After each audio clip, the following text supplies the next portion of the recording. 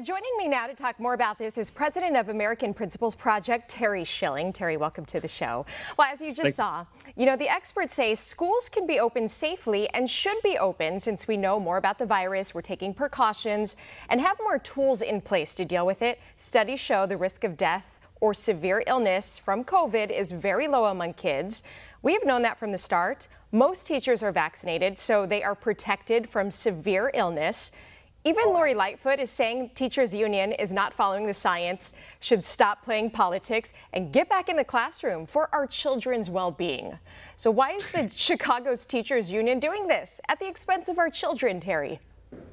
Well, look, we've seen unions do really bad things that in their own self-interest that have hurt our country all the way back even before the 80s, right? I mean, Ronald Reagan had to fire the air traffic controllers when they were striking and shutting down our air systems. This is actually much worse than that.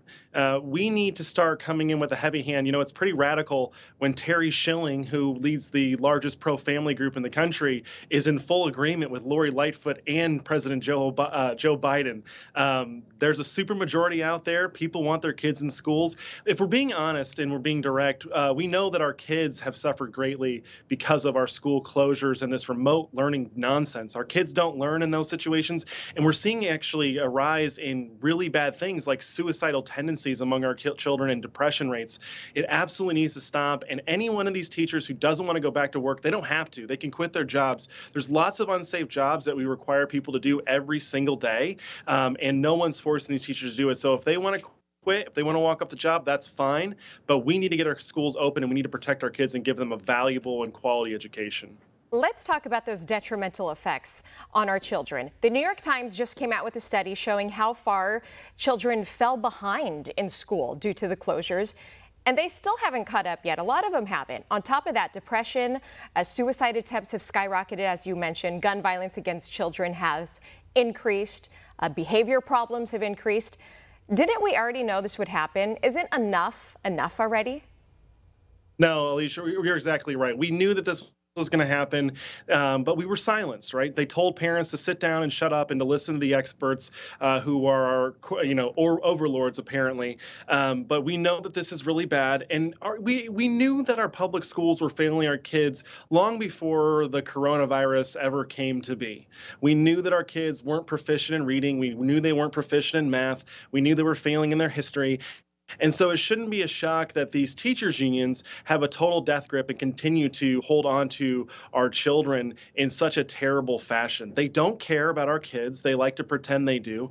And each one of them that doesn't want to go and teach our kids, that's fine. But you need to find another job. Frankly, I don't think there's a safer job in the world than being a teacher. But at the end of the day, these people are vaccinated. They want to get paid for doing no work, and it's at the cost of not just taxpayers and parents who are funding all of these schools. It's at the cost of our children and their future. America's not going to have a very bright future when our kids are not in school, not learning how to read, not learning how to write, and not learning how to do simple and basic math. Parents need to start looking for alternatives. Why not just return the taxpayer dollars to the parents so that they can find a better education system for their kids? I'm glad you brought that up because Arizona is launching a new initiative to ensure schools remain open.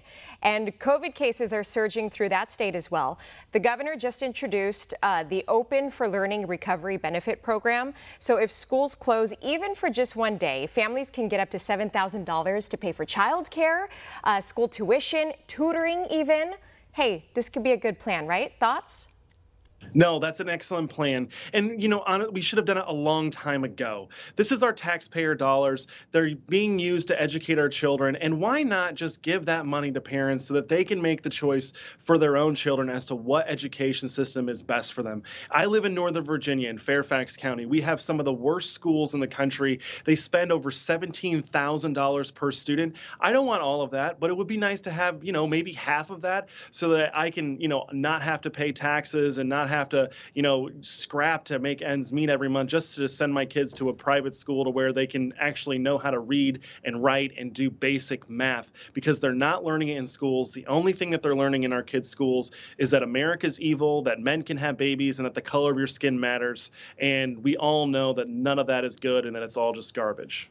Yeah, and I fear that our children are falling behind on the world stage, and it's sad to see. Hopefully we could turn it around. Terry Schilling, president of the American Principals Project, thank you for your time today, as always. Thanks for having me.